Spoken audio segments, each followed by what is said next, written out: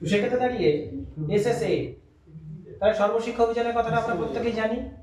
এবার এই ডিএলএড বিষয়টা জানতে গেলে আমাদের কিন্তু একটু সর্বশিক্ষা অভিযানের মধ্যে আসতে হয়, ঠিক আছে? নেক্সট দিন পরবর্তী কোনো একটা ক্লাসে সর্বশিক্ষা সম্পর্কে আমরা আলাদাভাবে একটি ক্লাসে আলোচনা করে নেব।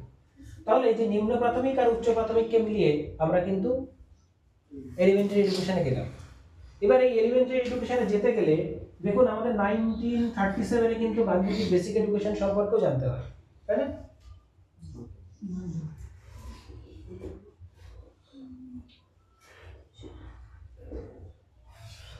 যেটা বেসিক এডুকেশন 1937-এ, এই বেসিক এডুকেশনের পূর্বে কিন্তু একটি নাম ছিল, আমরা প্রত্যেকেই জানি, ওয়ার্ধা পরিবার। আধুনিক কালে বেসিক এডুকেশনের নাম পরিবর্তন করে কি রাখা হয়েছে? নৈতালিম শিক্ষা। এই নৈতালিমের প্রকৃত অর্থ হচ্ছে নব প্রজন্মের শিক্ষা। অর্থাৎ এই যে বর্তমান সময়ে আমরা শিশু কেন্দ্রিকতা নিয়ে ভাবছি, এই শিশু কেন্দ্রিকতার যুগেই সেটা হচ্ছে নব প্রজন্মের শিক্ষা। তাহলে ডিএলএড বিষয়টি কি দাঁড়াচ্ছে? ডিপ্লোমা ইন এলিমেন্টারি এডুকেশন, যেটি 2 বছরের একটি প্রশিক্ষণ।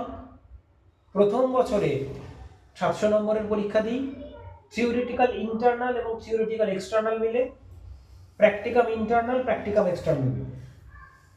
দ্বিতীয় বর্ষে গিয়েও আমরা সেই 700 নম্বরের পরীক্ষা দিই, যেখানে কোর কোর্স 4টি পড়ানো হয়। কিন্তু আমাদের কাছে প্রশ্নচিহ্ন চলে এলেই আমরা ভেবাচাকা খেয়ে যাই। কেন?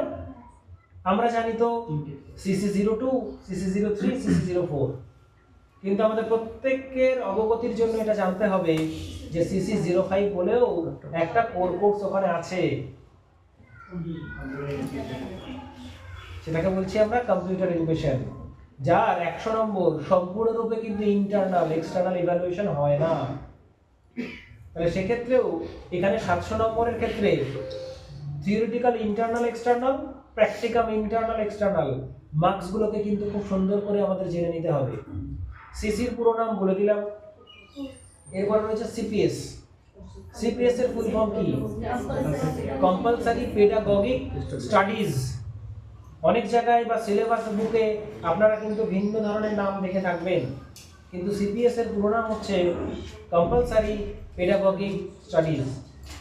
তাহলে আমি প্রাথমিকের ইন্টারভিউ দিতে যাব, অথচ আমি আমার মার্কশিট, ডিএলএড এর মার্কশিটটা কখনো খুলে দেখিনি। অনুরোধ করব প্রত্যেকে ডিএলএড এর পার্ট 1 এবং পার্ট 2 মার্কশিটটা সুন্দর করে দেখে যাবেন। হঠাৎ করে যদি আপনাদেরকে জিজ্ঞাসা করা হয় আপনি প্র্যাকটিস টিচিং এ গেছিলেন কিনা, আপনি অবজারভেশন টিচিং করেছেন কিনা,